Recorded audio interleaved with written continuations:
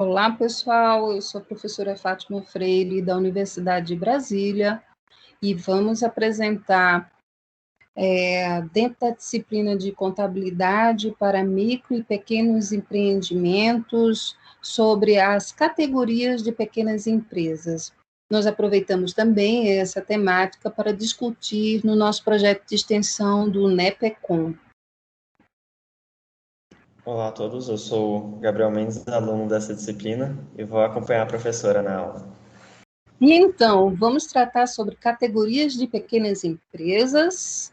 Olha só, nós temos a classificação de empresas pelo número de empregados. Muita gente não sabe, mas você também pode classificá-las, essas empresas, em micro, pequena, média e grande, pelo número de empregados. Na indústria, é considerado micro aquelas empresas que têm até 19 empregados. No comércio e indústria, até 9 empregados. A pequena, na indústria, de 20 a 99 empregados, comércio e serviço, de 10 a 49 empregados. Média empresa é aquela na indústria de 100 a 499 empregados, comércio e serviço de 50 a 99 empregados. Grandes empresas são aquelas que têm mais de 500 empregados na indústria e aquelas que têm mais de 100 empregados no comércio e serviço. Normalmente, a gente utiliza essa classificação para fazer pesquisas, então vocês podem encontrar, talvez, algumas pesquisas do SEBRAE, do IBGE, ou do IPEA, ou em teses, dissertações, onde faz essa classificação pelo número de empregados. Mas também temos outro tipo de classificação que na contabilidade, o que normalmente a gente utiliza, principalmente aquelas que são definidas pela Receita Federal, que é o tipo de empresa pelo faturamento. Então, nós temos aí uma classificação de autônomos, não é empresa, mas é um empreendedor. E nós temos os autônomos formais e informais. Nós temos o microempreendedor individual, o MEI, que é aquela que tem um faturamento anual de até R$81 mil ano. Microempresa, ME, tem um faturamento anual de até 360 mil ano. Empresa de pequeno porte, EPP, faturamento anual acima de 360 mil a 4,8 milhões ano, isso em reais. E empresa de médio porte, esse tipo de classificação a gente vai ver que é através do pronunciamento contábil, e também temos empresas de grande porte, que é dentro do pronunciamento contábil. Então, nós temos dessas categorias de empresas, de pequenas empresas, que vai até a IEPP, pelo faturamento. O tipo de empresa ou empresariado que está relacionado à tributação, nós temos aí sociedades e empresas individuais. Então, para a empresa individual, o empresariado é aquele que pode ser classificado como empresário individual, e só pode ser MEI, microempresa individual, o empresário individual, que só tem uma pessoa proprietária dessa empresa, e que tem uma tributação de R$81 mil ano. Uma empresa individual pode também ser um MEI, ME e EPP. O EIRELI, ou Empresa de Responsabilidade Limitada, que só tem um sócio, ele pode ser também ME e EPP. Uma sociedade limitada pode ser ME e EPP, tendo mais de um sócio. As sociedades simples, SS, pode ser ME e EPP, mas as sociedades anônimas não podem ser MEI, ME e EPP. Ora, a pessoa que queira ser ME, ela pode optar a tributação pelo Simples Nacional, pelo lucro presumido, mas é aquela empresa que pode ter um faturamento até 78 milhões ano, sabendo que ME e EPP, se passar de 4,8 milhões de reais, ela não pode ser classificada como num Simples Nacional, não pode ter essa opção. E pode também optar pelo lucro real, que é aquela que tem até acima de 78 milhões ano. Então, para uma pessoa que queira fazer um planejamento tributário, às vezes é melhor fazer pelo lucro real, ou pelo lucro presumido, ou pelo Simples Nacional. Então, é interessante que você avalie qual a melhor forma de você fazer o recolhimento do seu tributo, da sua receita, né, do seu lucro para o recolhimento do imposto de renda de pessoa jurídica. As sociedades anônimas, gente, aí não pode ser classificado nem como um MEI, nem como um ME, nem EPP. Ora, a gente tem esse quadro aí que faz uma apresentação sobre o tipo de empresa, empresa individual, né, EIRELI e sociedade limitada. Uma empresa individual com até 81 mil reais, faturamento ano, pode ser considerado MEI, mas saiba que é uma pessoa só titular. Ela pode fazer a sua tributação pelo Simples Nacional, onde que você formaliza pelo portal do empreendedor. Olha só essa observação. A pessoa física que se colocar como titular e responde de forma limitada pelos débitos do negócio. Os patrimônios de empresa e empresário se misturam.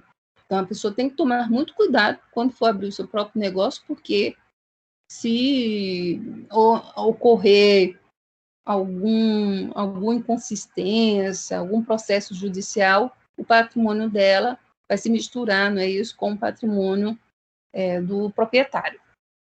A empresa individual que ultrapassar 81 mil reais pode se enquadrar como ME ou também como EPP.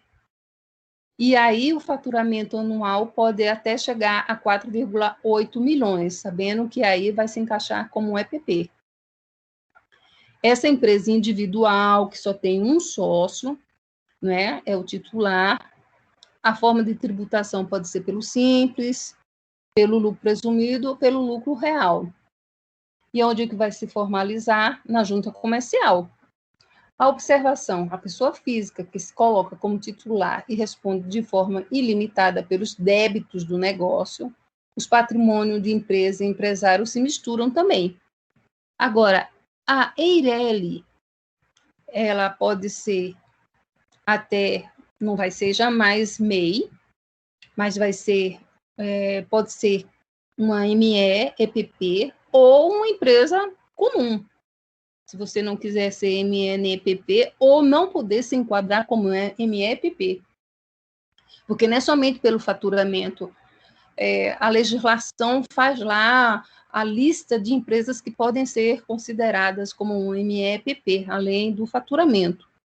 Então, você pode cair nessa categoria, né, de empresa, né, que é considerada normal. Um sócio apenas, porque é uma empresa individual, e ela também pode optar aí pelo Simples, pelo lucro presumido, pelo lucro real, vai se formalizar na junta comercial, e o empresário responde sobre o valor do capital social da empresa. Olha só, é diferente aqui a responsabilidade, né? Aí, nesse caso, é necessário o capital social de 100 vezes o salário vigente. Já a sociedade limitada não pode ser jamais MEI, mas pode ser ME, EPP ou um outro tipo de empresa, sem ser ME, EPP. E aí vai ser 2 ou mais sócios. A forma de tributação pode ser pelo Simples Nacional, lucro presumido, lucro real. A formalização é na junta comercial e o sócio responde sobre o valor do capital social da empresa, sem valor mínimo de capital. Então, esse quadro ajuda você a entender que tipo de empresa você pretende criar e se pode se enquadrar, pelo menos, sobre a questão do faturamento para ter determinados benefícios segundo a legislação do Simples Nacional. Olha só, Os dados de autônomos no Brasil, recentemente publicado pelo IBGE, diz que a taxa de informalidade no mercado de trabalho em fevereiro de 2020 foi de 40,65%, representando 38 milhões de trabalhadores informais. É um número muito alto. E essas empresas, ou, na verdade, esses empresários, tenderão a passar para a categoria de MEI, ou ME, ou EPP, ou empresa comum. A taxa de desocupação ficou em 11,6%, com 12,3 milhões de desempregados no Brasil. Isso aí, principalmente por essa questão aí da pandemia que nós tivemos, no ano de 2020. Dados da Data Sebrae, também agora de 11 de maio de 2020, apresentam dados super interessantes. Por exemplo, nós temos empresas no Brasil que é em torno de 19 milhões, né, de empresas, sabendo que, em primeiro lugar, elas estão concentradas aonde? Em São Paulo, depois em Minas, Rio de Janeiro, Paraná, Rio Grande do Sul e Bahia. E nós temos aqui o número de empresas por setor definido pelo Sebrae, em primeiro lugar, são prestadoras de serviços, comércio, indústria, construção civil, economia criativa, agropecuária e turismo. E o número de empresas por porte, olha só que interessante. Em primeiro lugar vem as MEI, depois ME e demais empresas. E outro ponto aí é que chega às EPPs. Ora, gente, para quem pretende trabalhar com empresas, os contadores, saibam que o mercado está mais propício a você trabalhar com MEI, ME e EPP. Demais empresas, não é? Tem um número razoável, mas esse aqui é o mercado maior para os contadores. E é interessante que estudem mais a legislação referentes ao Simples Nacional, ao MEI, ao ME e EPP. Agora, ao número de empresas por atividade econômica, em primeiro lugar vem comércio varejista de artigos de vestuário, cabeleireiras, manicures e pedicures, em seguida comércio varejista, obras de alvenaria, e assim por diante. Então, olha só, né, que a gente tem todos esses dados. Se vocês quiserem obter mais informações, vocês podem entrar no Data Sebrae, vocês vão encontrar com mais detalhes, por exemplo, de outros estados. Aqui eu coloquei só alguns, tá? Se a gente verificar, no caso específico do Distrito Federal, porque aqui é uma disciplina que a gente estuda aqui na Universidade de Brasília, então fiz esse destaque, nós temos 333.903 empresas, segundo o Data Sebrae, né, dados de maio de 2020. Olha só, no DF, não é, nós temos essa quantidade aqui de empresas, sabendo que, em primeiro lugar, vem serviços, depois comércio, indústria, construção civil, economia criativa, turismo e agropecuária.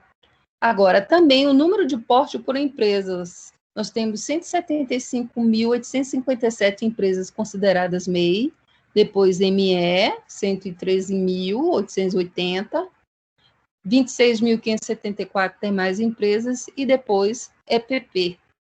Mais uma vez, a gente observa aqui, olha que coisa interessante, né? O número de empresas por atividade econômica, o KENAI, nós temos em primeiro lugar o quê? Cabeleireiros, manicures e pedicure, comércio e varejista, lanchonetes, restaurantes, promoção de vendas, atividades de estéticas e outros serviços, comércio varejista de bebidas, obras de alvenaria, e assim por diante, né? Até serviços advocatícios. Nós temos aqui mais por último, né? Então, parece que o pessoal aqui de Brasília gosta muito de manicure, pedicure, o pessoal gosta de se embelezar. Bom, a gente termina, então, essa aulinha de hoje. Muito obrigada, eu sou a professora Fátima de Souza Freire, aí está o meu e-mail, qualquer coisa vocês me escrevem, tá bem?